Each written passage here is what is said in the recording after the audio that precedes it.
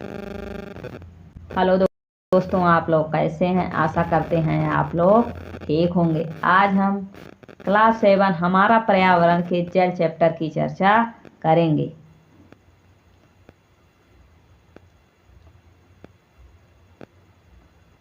देखिए, जल के बारे में सोचने पर आपके मस्तिष्क में क्या चित्र बनते हैं?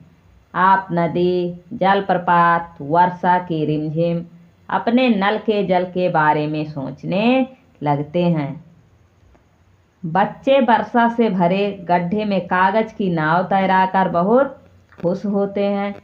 दोपहर तक गड्ढे में जमा जल गायब हो जाता है। वह जल कहाँ चला जाता है? सूर्य के ताप के कारण जल वाष्पित हो जाता है। ठंडा होने पर जल वाष्प संघनित होकर बादलों का रूप ले लेता है। ठीक है, सूर्य के ताप के कारण क्या होता है? जल वाष्पित हो जाता है। फिर ठीक है, फिर ठंडा होने पर किसका रूप लेता है? जल वाष्प। ठीक है, जल वाष्प का रूप लेता है, फिर संघनित होकर बादलों का रूप ले लेता है। यहाँ से यह वर्षा, हिम अथवा सहिम वृष्टि के रूप में धरती या समुद्र पर नीचे गिरता है। किस किस रूप में? वर्षा के रूप में, हिम मतलब बर्फ के रूप में, सहिम और वृष्टि वर्षा ठीक है के रूप में धरती या समुद्र पर नीचे गिरता है। साहिम का मतलब हिम के साथ। ठीक है, जिस प्रक्रम में जल लगातार अपने स्वरूप को बदलता रहता है और महासागरों, वायुमंडल एवं धरती के बीच चक्कर लगाता रहता है, उसको जल चक्र कहते हैं। क्या कहते हैं? जल चक्र।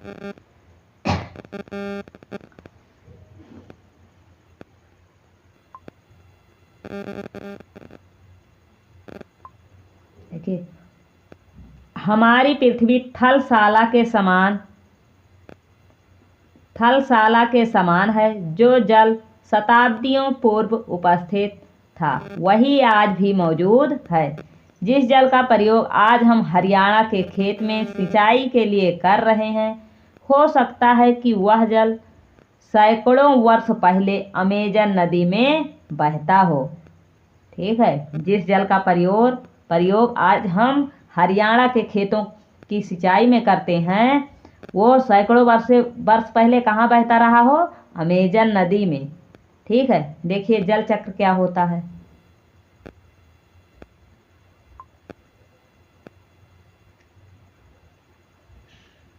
देखिए, ये क्या है? ये जमीन है। ठीक है, जमीन में मतलब गड्ढे रहते हैं। नदी तालाब से जल क्या हुआ? वाष्पीकृत हुआ। ठीक है, ऐसे ऐसे वाष्पीकृत होकर कहाँ गया? ऊपर गया। फिर क्या हुआ? संघनित हुआ। ठीक है, संघनित हुआ, फिर वर्षा मतलब बारिश हुई वर्षा के रूप में, फिर नीचे बह के देखिए ये पहाड़ों से जल बह रहा है। ये देखिए पहाड़ों से बहकर फिर गड्ढे में, नदी में, तालाब में, फिर क्या हुआ? जमीन पर आ गया। ठीक है, फिर से वाष्पीकृत हुआ। ऐसे ऐसे मतलब चक्र चलता रहा। ठीक है, तो इसी को क्या कहते हैं? जल चक्र कहते हैं। थलशाला क्या होता है? देखिए, थलशाला एक बड़े जार के 1/4 भाग में मिट्टी भरकर उसे अच्छी तरह से दबा दें। इसके ऊपर ह्यूमस की एक पतली परत लगाएं। पहले सबसे बड़े पौधे लगाएं, तदुपरांत उसके चारों ओर छोटे पौधे को व्यवस्थित करें। इसमें जल की फुहार छिड़कें, जार को बंद कर दें। पत्तियों एवं मिट्टी के द्वारा वाष्पित जल संघनित होकर जल की बूंदों के रूप में नीचे गिरता है। ठीक है, अगर हम लोग पेड़ को लगाएंगे, उसकी सिंचाई करेंगे, अगर जार को बंद कर देंगे तो आप लोगों ने देहाती भाषा में सुना होगा, पसीज जाता है तो क्या होता है? संघनित होकर वो बूंद के रूप में दिखाई देने लगेगा। ठीक है, देखिए आगे। आलवण जल के मुख्य स्रोत क्या है? नदी, ताल, सोते, हिमनद। महासागरों एवं समुद्रों का जल लवणीय होता है। महासागरों एवं समुद्रों का जल कैसा होता है? लवणीय होता है। इसमें अधिकांश नमक सोडियम क्लोराइड, ठीक है, नमक को क्या कहते हैं, सोडियम क्लोराइड, या खाने में उपयोग किया जाने वाला नमक होता है। ठीक है, यह खाने में उपयोग किया जाने वाला नमक होता है। ठीक है, जल चक्र समझ आ गया ना। पहले जमीन पे जल रहता है, नदी तालाब कुओं में, फिर वाष्पित होकर आसमान में चला जाता है, फिर वहां से बारिश होती है, फिर जल बह करके फिर उसी नदी तालाब में आता है। इसी को क्या कहते हैं, जल चक्र कहते हैं। आगे देखिए, ये देखिए जल के कुछ, देखिए ये क्या है, कौन सा महाद्वीप है, ऑस्ट्रेलिया महाद्वीप। कौन सा महाद्वीप है, ये ऑस्ट्रेलिया महाद्वीप। ठीक है, यहाँ कौन सी नदी बहती है, डार्लिंग नदी। कौन सी नदी, डार्लिंग नदी। ये देखिए, ये क्या है, कोरल सागर। इसके पूरब में क्या है, कोरल सागर है। और ये देखिए दक्षिणी चीन सागर, ये क्या है, दक्षिणी चीन सागर। और ये ऐसे ऐसे मतलब संसार के नक्शों में ये क्या है, कर्क रेखा है। इसके ऊपर क्या है, ये पूर्वी चीन सागर है, ये होंगहो नदी है। ठीक है, ये क्या है, ये सब क्या है, एशिया महाद्वीप में। ठीक है, ब्रह्मपुत्र नदी, गंगा नदी, कैस्पियन सागर किस महाद्वीप में है, एशिया महाद्वीप में है। ठीक है, और ये क्या है, हिंद महासागर। ये सब क्या है, ये सब हिंद महासागर है।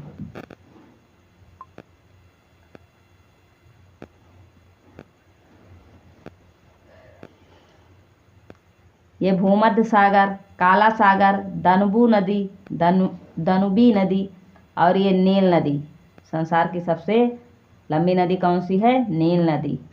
लाल सागर, ये विक्टोरिया झील कहाँ है, अफ्रीका में है। नाइजर नदी अफ्रीका में है। कांगो नदी अफ्रीका में है।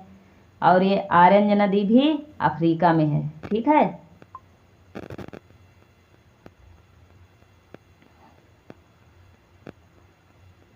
ये देखिए उत्तरी अटलांटिक महासागर।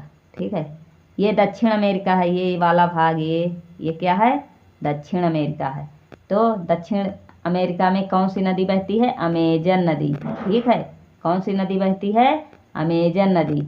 ये क्या है, कैस्पियन सागर है।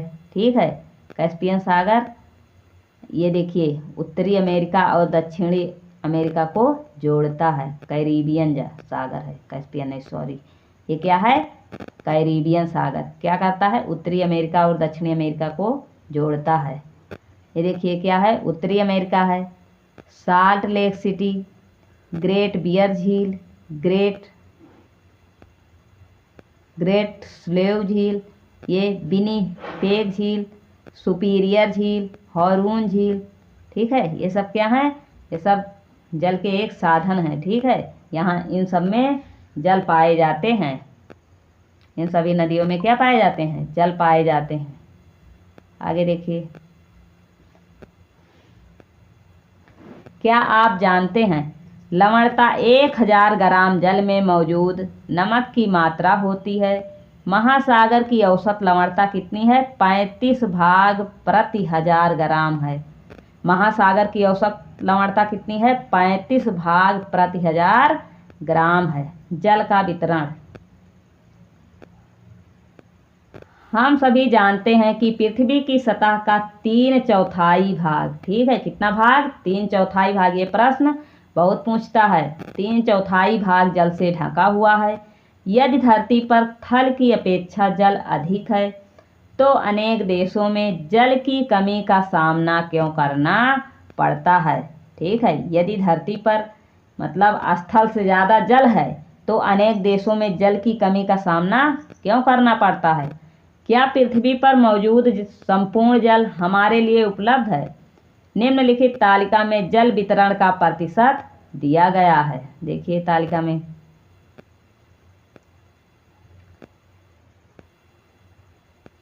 ये देखिए महासागर में ये 97.3, ठीक है, 97.3। बर्फ छत्रक में 0.2.0। भूमिगत जल कितना है, 0.68। भूमिगत जल कितना है, 0.68। झीलों का आलवण जल कितना है, 0.009। ठीक है। स्थलीय समुद्र एवं नमकीन झीलों में कितना है 0.009। वायुमंडल में 0.0019 है। नदियों में 0.001।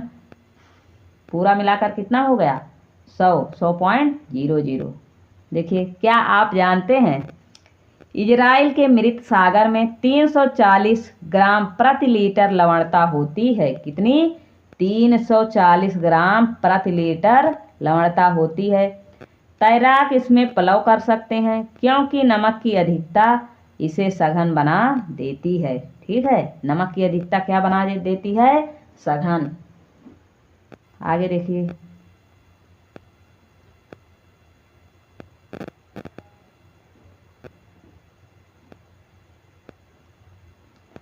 दो लीटर जल ने, मान ले यह पृथ्वी की सतह पर जल की संपूर्ण मात्रा है। बर्तन में 12 चम्मच जल मापकर दूसरे कटोरे में रखें। बर्तन से जल निकालने के बाद शेष जल लवणीय जल को दर्शाता है जो महासागर एवं समुद्र में पाया जाता है। यह जल उपभोग के लिए उपयुक्त नहीं है। यह लवणीय जल नमक युक्त होता है। कटोरे में निकाल कर रखा गया 12 चम्मच जल पृथ्वी पर मौजूद संपूर्ण लवण जल की मात्रा को दर्शाता है। जल में इस जल के वितरण को दर्शाया गया है। आप स्वयं देखें कि आप जल की कितनी मात्रा का उपभोग कर सकते हैं। देखिए, ये क्या है 9 चम्मच बर्फ छत्तरक, ये 2 चम्मच भौम जल है, ये आधा चम्मच अलवण जल की झीलें हैं। ठीक है, ये 1 बूंद क्या है नदियां हैं। अलवण जल का वितरण है ये। ठीक है, क्या है अलवण जल का वितरण। जीवन के लिए जल अत्यधिक आवश्यक है। प्यासे होने पर केवल जल ही हमारी प्यास बुझा सकता है। ऐसे में आपको क्या ऐसा नहीं लगता कि लापरवाही से जल का उपयोग करने पर हम बहुमूल्य संसाधन को बर्बाद कर रहे हैं। ठीक है, लापरवाही से हमें जल का उपयोग नहीं करना चाहिए। ऐसा नहीं कि 1 गिलास का काम है तो 10 गिलास मोटर चलाए और निकाल दिए जल को। ठीक है, ऐसा नहीं करना चाहिए। ये देखिए, कुछ जल के ये पेपर कटिंग है। ठीक है, ये क्या है पेपर कटिंग है जल की। आगे देखिए, महासागरीय परिसंचरण। समुद्री तट पर नंगे पैर चलने से कुछ जादुई सी अनुभूति होती है। पुलिन पर नम बालू, ठंडी पवन, समुद्री पक्षी, वायु में लवणीय गंध एवं लहरों का संगीत सब कुछ समाहित करने वाला प्रतीत होता है। ताल एवं झील के शांत जल के विपरीत महासागरीय जल हमेशा गतिमान रहता है। ठीक है, महासागरीय जल क्या होता है हमेशा गतिमान रहता है या कभी शांत नहीं रहता। महासागरों की गतियों को इस प्रकार वर्गीकृत कर सकते हैं जैसे तरंगे, ज्वार भाटा एवं धाराएं। महासागर में क्या क्या होता है तरंगे आती हैं, ज्वार भाटा आते हैं एवं धाराएं होती हैं, ठंडी धारा, गर्म जल धारा। ठीक है, ये बहुत इंपॉर्टेंट है। देखिए, 22 मार्च विश्व जल दिवस के रूप में मनाया जाता है जब जल संरक्षण की विभिन्न विधियों को प्रबलित किया जाता है। क्या किया जाता है जब जल संरक्षण की विभिन्न विधियों को प्रबलित किया जाता है, मतलब प्रबल बनाया जाता है। आगे देखिए, ये क्या है ये प्रशांत महासागर। ये क्या है प्रशांत महासागर है। आगे देखिए, तरंगे क्या होती हैं।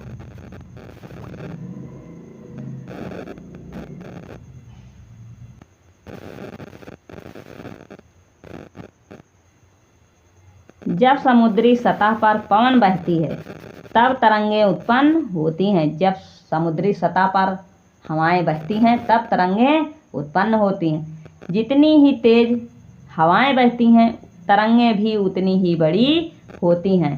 तरंगें देखिए, समुद्र तट पर गेंद से खेलते समय जब गेंद जल में गिर जाती है, समुद्र तट पर गेंद से खेलते समय जब गेंद जल में गिर जाती है तो क्या होता है।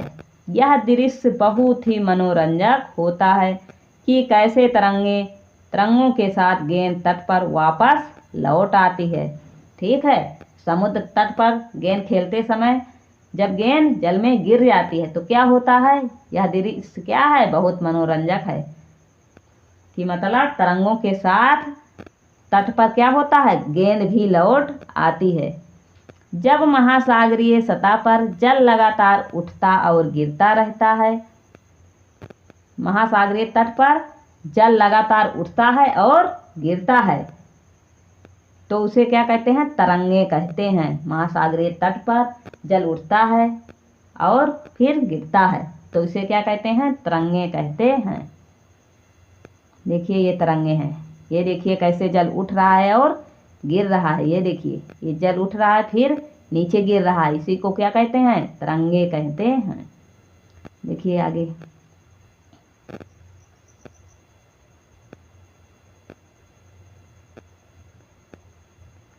देखिए क्या आप जानते हैं सुनामी जापानी भाषा का एक शब्द है। सुनामी क्या है, जापानी भाषा का एक शब्द है जिसका अर्थ है पोताश्रय तरंगे।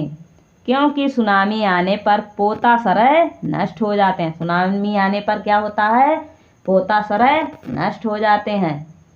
तूफान में तेज वायु चलने पर विशाल तरंगें उत्पन्न होती हैं। तूफान में तेज वायु चलने पर विशाल तरंगें उत्पन्न होती हैं। इसके कारण अत्यधिक विनाश हो सकता है। भूकंप, ज्वालामुखी उद्गार या जल के नीचे भूस्खलन के कारण महासागरीय जल अत्यधिक विस्थापित होता है। इसके परिणाम स्वरूप 15 मीटर तक की ऊंचाई वाली विशाल ज्वारीय तरंगें उठ सकती हैं। ठीक है, कितने मीटर, 15 मीटर तक की ऊंचाई तक बहुत बड़ी मतलब ज्वारीय तरंगें उठ सकती हैं, जिसे क्या कहते हैं, सुनामी कहते हैं।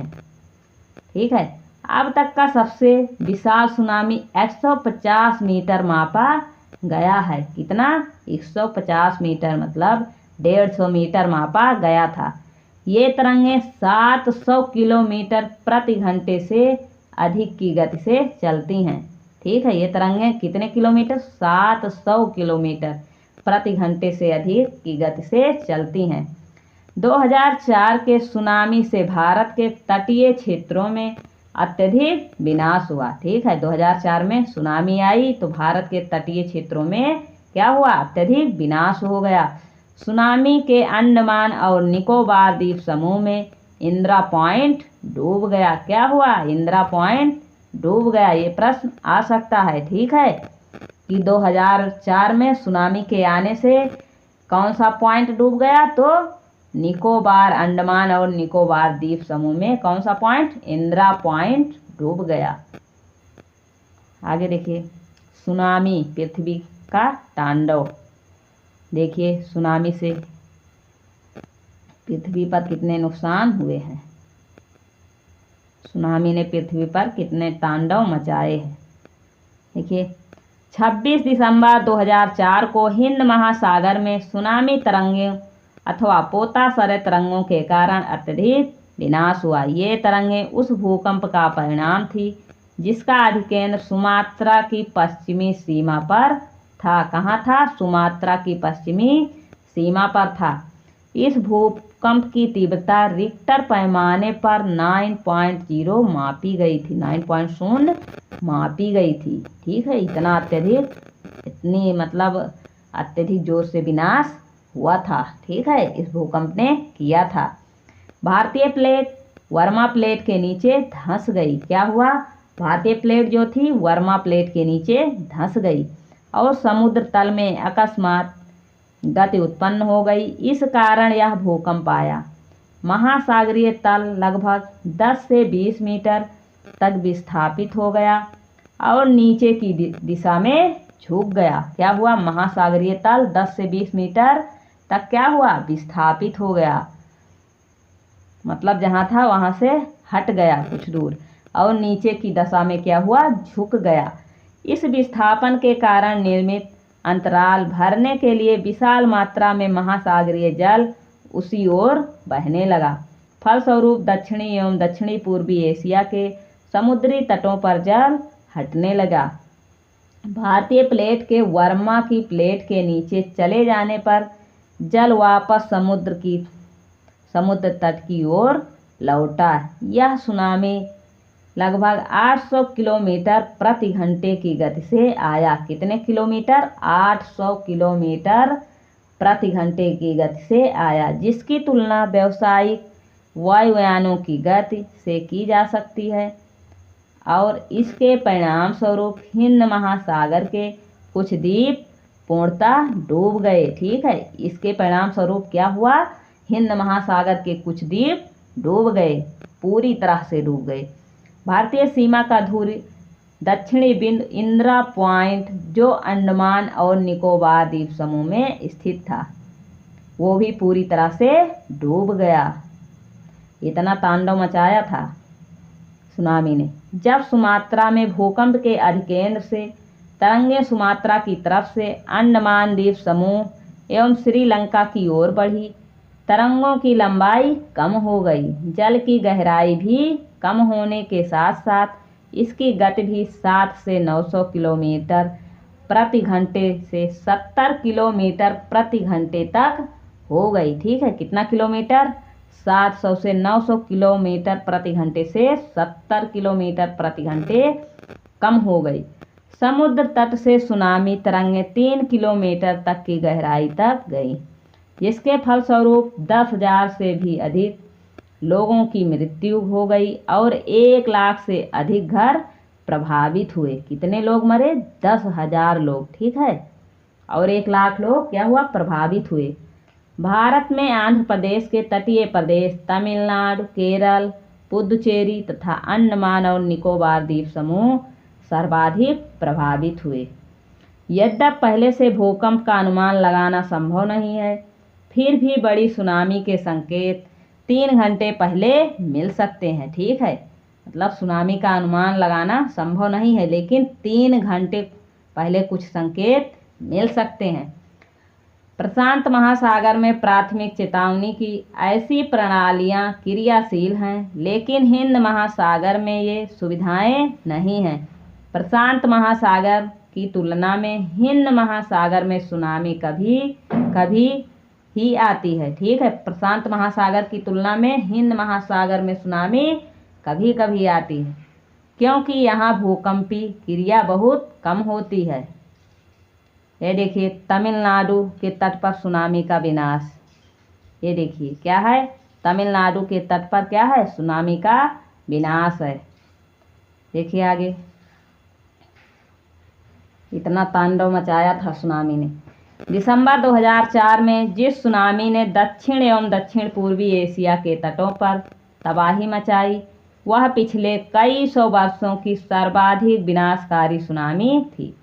हिंद महासागर में निरीक्षण, आरंभिक चेतावनी की प्रणालियों एवं हिंद महासागर के तटीय निवासियों में जागरूकता की कमी के कारण जीवन एवं संपत्ति की अत्यधिक क्षति हुई। ठीक है, मतलब उन लोगों को ज़्यादा, मतलब वो लोग जागरूक नहीं थे।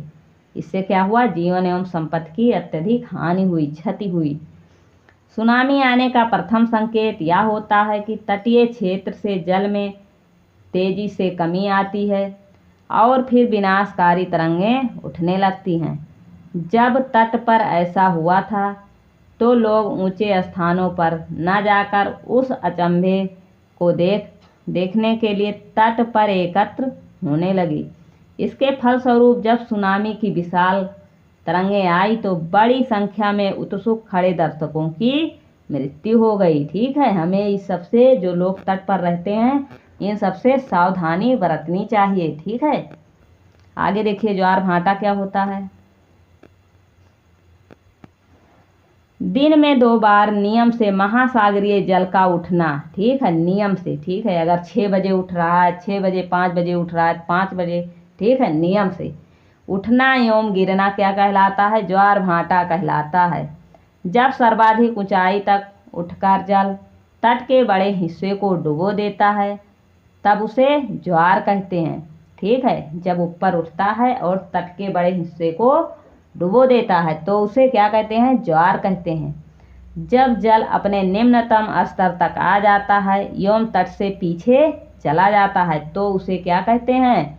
भाटा कहते हैं। ठीक है, वो मतलब जल ऊपर उठता है तो उसे ज्वार, और जब जल नीचे गिरता है या वापस चला है तो उसे भाटा कहते हैं। ठीक है, ज्वार भाटा और तरंगों में केवल इतना अंतर है, ज्वार भाटा नियम से मतलब 2 बार दिन में आता है, तरंगे कभी भी आ सकते हैं। ठीक है, इन दोनों में केवल यही अंतर है। देखिए आगे लघु ज्वार क्या होता है, ये देखिए ये क्या है, लघु ज्वार। ठीक है, सूर्य यहाँ है, पृथ्वी यहाँ है और ये चंद्रमा है। ठीक है, इन तीनों के आकर्षण के कारण क्या होता है, लघु ज्वार आता है। देखिए सूर्य एवं चंद्रमा के शक्तिशाली गुरुत्वाकर्षण बल के कारण पृथ्वी की सतह पर ज्वार भाटे आते हैं। किसके किसके, सूर्य और चंद्रमा के शक्तिशाली गुरुत्वाकर्षण बल के कारण पृथ्वी की सतह पर ज्वार भाटे आते हैं, सूर्य और चंद्रमा की। ठीक है, जब पृथ्वी का जल चंद्रमा के निकट होता है उस समय चंद्रमा के गुरुत्वाकर्षण बल से जल अभिकर्षित होता है, जिसके कारण उच्च ज्वार आते हैं। ठीक है, जब पृथ्वी का जल चंद्रमा के निकट होता है, पृथ्वी का जल क्या होता है, चंद्रमा मतलब ये है चंद्रमा, चंद्रमा के निकट होता है तो उस समय चंद्रमा के गुरुत्वाकर्षण बल से जल अभिकर्षित होता है, जिसके कारण उच्च ज्वार आता है। पूर्णिमा एवं अमावस्या के दिनों में सूर्य, चंद्रमा एवं पृथ्वी तीनों एक सीध में होते हैं, या तो पूर्णिमा को या तो अमावस्या को सूर्य, चंद्रमा और पृथ्वी क्या होते हैं, एक सीध में होते हैं। ठीक है, ये तीनों एक सीध में नहीं है। ठीक है, ये अमावस्या या पूर्णिमा का दिन नहीं है। ठीक है, इस समय सबसे ऊंचे ज्वार उठते हैं, किस दिन, पूर्णिमा और अमावस्या को। इस ज्वार को बृहत ज्वार कहते हैं। ठीक है, क्या कहते हैं, बृहत ज्वार कहते हैं। देखिए जब सूर्य, पृथ्वी और चंद्रमा एक सीध में होते हैं, किस किस दिन होते हैं, पूर्णिमा और अमावस्या के दिन होते हैं। ठीक है, तो इस पूर्णिमा और अमावस्या के दिन ही बृहत ज्वार आते हैं। ठीक है, उसके आगे पीछे जब आते हैं मतलब पूर्णिमा और अमावस्या को छोड़कर तो वह कौन सा ज्वार होता है, लघु ज्वार होता है, मतलब छोटा ज्वार। और पूर्णिमा और अमावस्या के दिन ज्वार आते हैं तो कौन सा ज्वार होता है, बृहत ज्वार होता है। लेकिन जब चांद अपने प्रथम एवं अंतिम चतुर्थांश में होता है तो चांद एवं सूर्य का गुरुत्वाकर्षण बल विपरीत दिशाओं में महासागरीय जल पर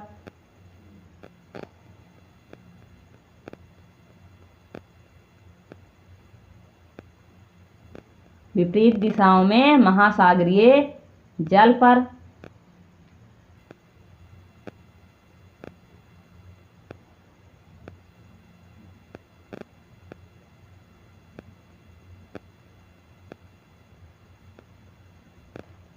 पड़ता है। परिणाम स्वरूप निम्न ज्वार भाटा आता है। ऐसे ज्वार को लघु ज्वार भाटा कहते हैं। उच्च ज्वार नव संचालन में सहायक होता है। उच्च ज्वार क्या होता है, नव संचालन में सहायक होता है। ये प्रश्न आ सकता है। ये जल स्तर को तट की ऊंचाई तक पहुंचाते हैं। ये जहाज को बंदरगाह तक पहुंचाने में सहायक होते हैं। उच्च ज्वार जो हैं ये जहाज को बंदरगाह तक पहुंचाने में सहायक होते हैं। उच्च ज्वार मछली पकड़ने में भी मदद करते हैं। ठीक है, उच्च ज्वार मछली पकड़ने में भी मदद करते हैं। उच्च ज्वार के दौरान अनेक मछलियां तट के निकट आ जाती हैं।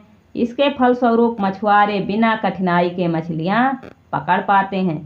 कुछ स्थानों पर ज्वार भाटे से होने वाले जल के उतार चढ़ाव का उपयोग विद्युत उत्पन्न करने के लिए भी किया जाता है। ठीक है, ये उतार चढ़ाव वाला जो जल होता है इससे क्या होता है, विद्युत भी कुछ स्थानों पर प्राप्त की जाती है। ये देखिए सूर्य, पृथ्वी और चंद्रमा ये तीनों क्या हैं, एक सीध में हैं। ठीक है, और ये देखिए सूर्य, चंद्रमा और पृथ्वी। ठीक है, ये चंद्रमा, ये पृथ्वी।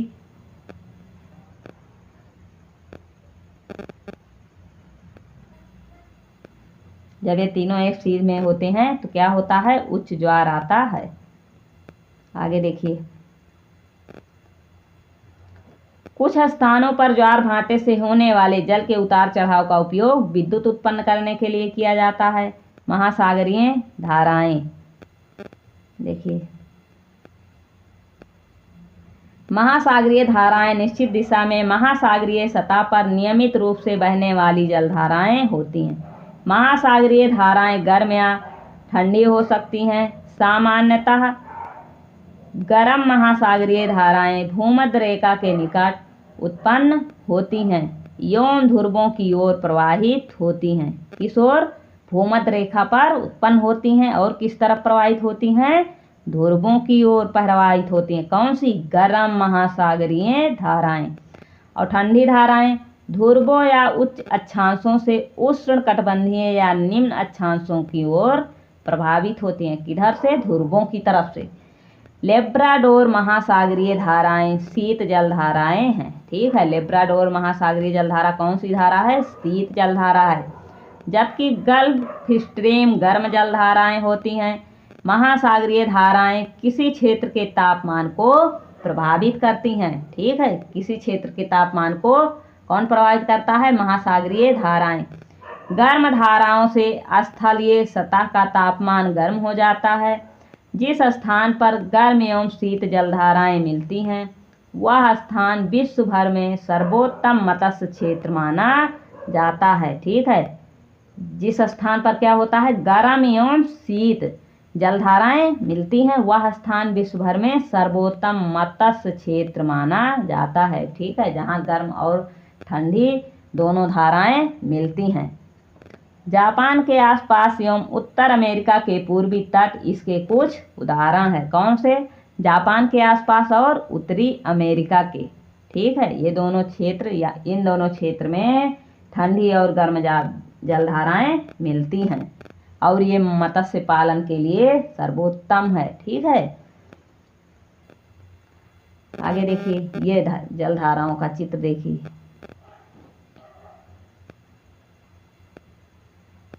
ये देखिए, ये क्या है? ये भूमध्य रेखा है। ये क्या है? भूमध्य रेखा है।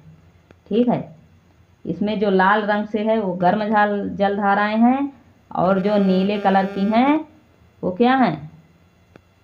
नहीं, जो नीले कलर की हैं वो शीत धारा है और जो लाल कलर में है वो गर्म जलधारा है। देखिए, ये देखिए, ये गल्फ स्ट्रीम कैसी धारा है? गर्म जलधारा। ये कैनरीज कैसी है? ठंडी जलधारा है। ठीक है, ये उत्तरी विषुवतीय धारा, ये गर्म जलधारा है। कैलिफोर्निया की धारा ठंडी जलधारा। उत्तरी प्रशांत अफवाह ये गर्म है। अलास्का धारा ये भी गर्म है। ठीक है, ये क्यूरेसियो धारा गर्म है। ये आयोसियो धारा ठंडी जलधारा है।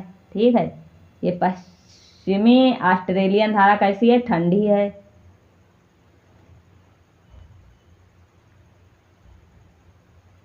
और ये विषुवतीय विपरीत धारा और ये दक्षिणी विषुवतीय धारा सब कैसी धाराएं हैं? गर्म जलधाराएं हैं। और अवग्लास धारा ये देखिए, ये भी गर्म जलधारा है।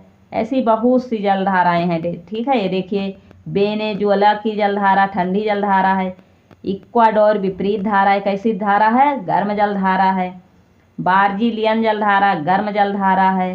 ये पश्चिमी वायु अफवाह क्षेत्र। ठीक है, देखिए यहाँ ये गर्म जलधारा और ये ठंडी जलधारा। ठीक है, दोनों देखिए। और ये क्या है? फाल्कलैंड जलधारा कैसी धारा है? ठंडी जलधारा है। ये सब हम्बोल्ट, पेरू, ये सब ठंडी जलधाराएं। ये सब देखिए, पश्चिमी वायु अफवाह, दक्षिणी विषुवतीय धारा, ये सब क्या है? ये सब गर्म जलधाराएं। जितने मतलब नीले कलर की हैं वो ठंडी जलधाराएं हैं और जितने मतलब लाल कलर से ये तीर बने हुए हैं कैसी जलधाराएं हैं? ये गर्म जलधाराएं हैं। ठीक है, जहाँ गर्म एवं ठंडी जलधाराएं मिलती हैं वहाँ कोहरे वाला मौसम बनता है। कौन सा मौसम बनता है? कोहरे वाला मौसम बनता है। इसके फलस्वरूप नौ संचालन में बाधा उत्पन्न होती है। ठीक है, जब गर्म और ठंडी जलधाराएं जिस जगह पर मिलती हैं वहाँ नौ संचालन में बाधा उत्पन्न होती है क्योंकि वहाँ कोहरा जैसा छा जाता है। ठीक है, आज की वीडियो में इतना ही। अगर वीडियो पसंद आए तो वीडियो को लाइक करें, नए हैं तो चैनल को सब्सक्राइब करें। आप लोगों की किस सब्जेक्ट की वीडियो चाहिए आप लोग कमेंट बॉक्स में कमेंट अवश्य करें। Thank you.